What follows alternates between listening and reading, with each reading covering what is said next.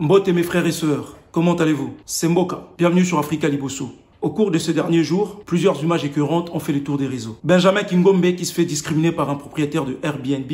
Est-ce que vous voyez ce qui se passe autour de vous? Est-ce que vous pensez vraiment que les Noirs ont accès à la justice? On vous tue, on vous viole, on vous tabasse, on vous insulte. Est-ce qu'une fois un policier s'est fait condamner pour avoir tabassé un Noir? Non. Tout à fait, d'accord. Vous pensez vraiment que quelqu'un qui a insulté... Youssoufa qui s'est fait lyncher par un groupe de Tchétchènes, battu à mort, a perdu ainsi la vie. Et la famille, je pense que toi aussi tu as dû remarquer la suppression de notre vidéo de la plateforme YouTube ce dimanche 6 juin. Je suppose que l'équipe YouTube a été comme nous très choquée par la violence de l'agression de notre frère Youssoufa qui a connu la mort. Ainsi, j'ai décidé d'ôter cet extrait de cette vidéo afin qu'elle puisse passer sur YouTube, en supposant que c'était leur seule motivation et non une atteinte à notre liberté d'expression. Joseph, un livreur à Cergy, qui se fera agresser, pris par surprise par un Algérien, négrophobe, et qui sera sauvé grâce à l'intervention d'une voisine qui sortira son téléphone pour filmer l'incident. Et l'agresseur, par la suite, s'en prendra à la voisine, avec des propos bien racistes, en faisant l'apologie de l'esclavage. Je vous laisse voir les images. Espèce de négresse, espèce de sale noir, personne te touche, même avec un bâton, espèce de salope, va. Wallah, même avec un doigt de pied, je te touche pas. Grosse chienne, va. Tu pues la pisse, tu pues la merde. Pendant 800 ans, vous a vendu... Eh oui, et là encore, chers amis, chers frères et sœurs, ce sont des images filmées, des choses que nous avons eu l'occasion de voir dans les réseaux parce que ça a été filmé. Mais combien d'autres passent inaperçus? Parce que ces genres de choses se passent chaque jour dans des pays comme la France. Chaque jour partout dans le monde, les hommes et les femmes noires se font agresser. Et aucune justice n'est là pour nous défendre. En France, combien de policiers avez-vous entendu aller en prison parce qu'ils avaient agressé un noir? Combien d'images d'agression vous voyez sur BFM ou sur toutes les grandes chaînes en France? Combien? Et à chaque fois que les images arrivent à passer dans des grandes chaînes, c'est parce qu'il y a un engouement au niveau des réseaux sociaux. Alors, ne nous arrêtons pas là. À chaque fois qu'il arrivera quelque chose de tel, sortons nos téléphones, filmons et mettons sur les réseaux sociaux. Et certains me diront que ce sont des images choquantes, mais pourquoi êtes-vous choqués? C'est ça ma question. Parce que ce genre de choses se passent chaque jour et se sont déjà passées. Nous avons connu l'affaire Bouna, l'affaire Adama, l'affaire Théo et plein d'autres que je ne citerai pas parce qu'il y en a tellement.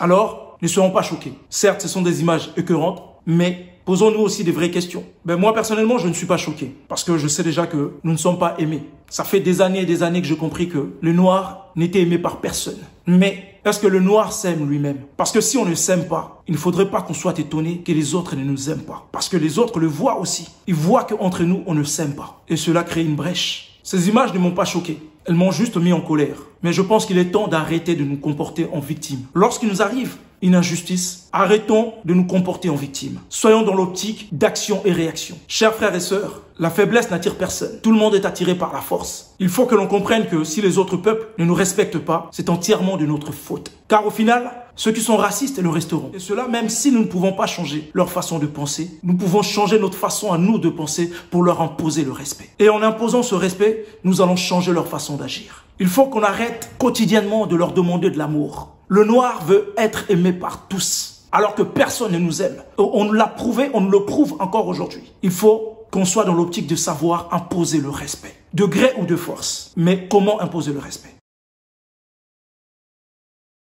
Je salue l'artiste David Vasco avec qui j'ai eu une conversation, qui m'a demandé, frère, comment faire face aux racistes. Je lui ai dit, il faut être armé de son histoire. Parce que la plupart des gens qui nous discriminent, premièrement, ne connaissent pas notre histoire. Ils ne savent pas qui on est. Donc, à partir du moment qu'ils n'ont pas conscience de qui on est, ils se basent que sur ce qu'on leur a dit. Deuxièmement, ils ne connaissent pas aussi leur histoire. Ils ne savent pas qui ils sont. Je pense que s'ils savaient qui ils étaient, ils parleraient moins. Alors, toi qui me regardes, apprends ton histoire. Le savoir est une arme. Alors, soyons armés.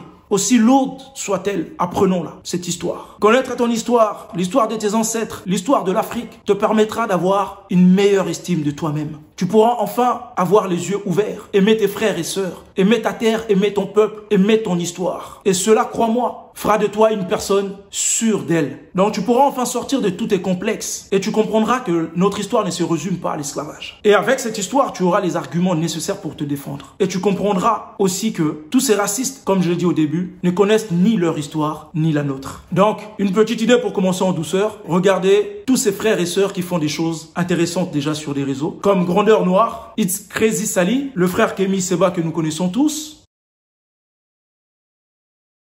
Action-réaction. La faiblesse n'attire personne. Tout le monde est intéressé par la force. Lorsqu'il t'arrive quelque chose à toi, ou à un de tes proches, ou à un autre frère de notre communauté, et toujours cette réaction de savoir réagir tout de suite. En filmant, pour poster sur les réseaux tout de suite, ou en défendant par tous les moyens qui sont à ta disposition. Arrêtons de vouloir nous comporter en victime, car c'est cela qui pousse les autres à nous victimiser. Passons des messages, c'est important, parce que lorsque quelqu'un frappe ton enfant, si tu vas frapper cette personne, le lendemain, la personne ne recommencera pas. Je vous l'ai dit dans une vidéo que j'ai fait récemment, ne plus tendre l'autre joue. Arrêtons de tendre l'autre joue. Il est temps de montrer que nous sommes des gens forts. Et comme j'aime bien le dire, le noir lui-même aujourd'hui n'est pas conscient. Les jours où l'homme noir, la femme noire reprendra toute conscience, le monde va nous craindre. Donc, chers frères et sœurs, nous ne devons rien laisser passer. Nous devons filtrer tout ce qui se passe. Lorsqu'un membre de notre chère Afrique est en danger, autant que nous sommes, nous devons réagir chacun à son échelle et où que nous soyons. Et cela passera un message ferme à ceux qui aiment nous agresser, à ceux qui aiment s'attaquer à nous. C'est très très important. Et de cela dépend notre vie.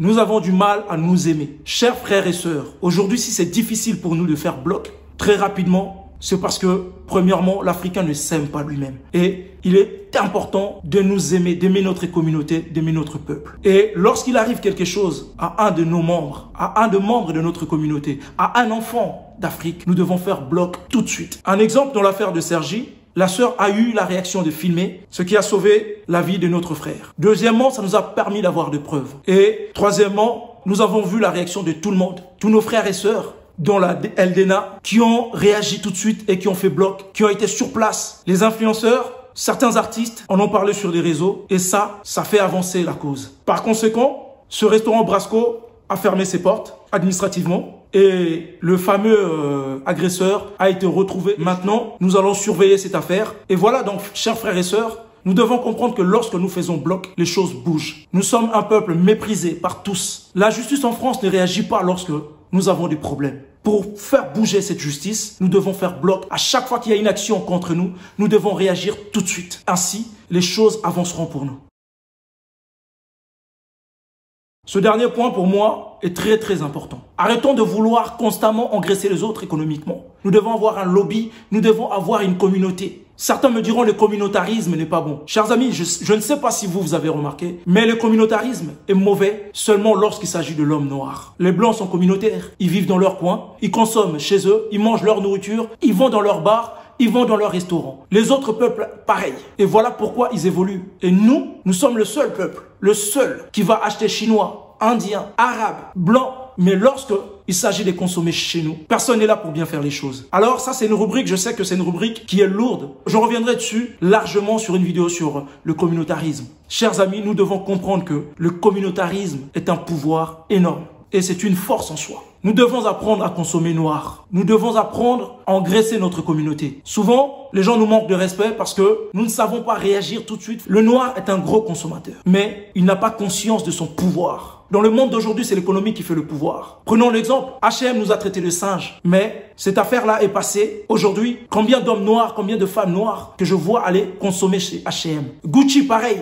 Toutes ces marques, toutes ces grosses enseignes qui nous manquent de respect, nous laissons passer 2-3 mois et nous repartons dedans. Ne comptez pas sur moi pour aller sur ce chemin. Surtout qu'il y a d'autres alternatives. Et ce dernier point est vraiment le plus important. Parce que nous n'avons pas idée à quel point c'est important de maîtriser l'économie. Donc arrêtons.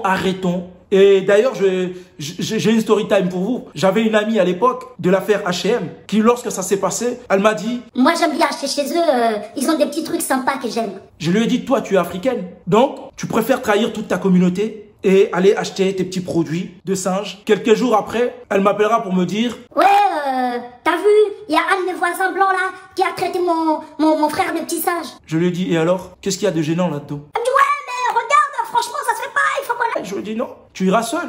Moi, je ne prendrai pas part à ce combat. Parce que lorsque une grande enseigne, H&M, que tu aimes tant, que tu portes dans ton cœur, nous a traité de singe, tu n'as pas pris part au combat. Pourquoi nous, on devrait venir te défendre? Pourquoi? » Alors, cette vidéo touche à sa fin. Chers amis, le linge sale se lave en famille. Nous devons apprendre à nous aimer. Nous devons apprendre à ne pas afficher nos problèmes, nos différends face à d'autres communautés. Nous devons apprendre à nous protéger. Il est important de savoir nous protéger. Parce que lorsque les autres peuples voient beaucoup de divergences entre nous, ils en profitent parce que c'est une brèche que nous laissons afin de faire entrer l'ennemi dans la communauté. Je vous ai dit, apprenons à faire action-réaction. Apprenons à nous aimer. Apprenons, chers amis, à relayer les infos lorsqu'il nous arrive une injustice. Car de tout ça dépend notre survie. Je sais que la négrophobie existe largement au Maghreb. Elle est institutionnalisée. Elle est bien structurée. Je sais aussi que ce n'est pas tous les Maghrébins qui sont dans cette optique. Mais pour ceux qui sont dans cette optique, je vais vous apprendre une chose que vous ignorez. Le Maghreb ne se trouve pas hors Afrique. Le Maghreb se trouve en Afrique, sur la terre de peuples noirs. Donc voilà, chers amis, voilà, chers frères et sœurs. Si vous avez d'autres idées sur ce sujet, d'autres points qui mériteraient qu'on développe, qu'on a omis de souligner, de spécifier dans cette vidéo, je vous laisse le mettre en commentaire. Pensez à liker et à partager largement cette vidéo. À très bientôt sur Africa Liboso. Et n'oubliez pas, c'est ensemble qu'on est fort. Voilà pourquoi je vous dis toujours Toza et Longo.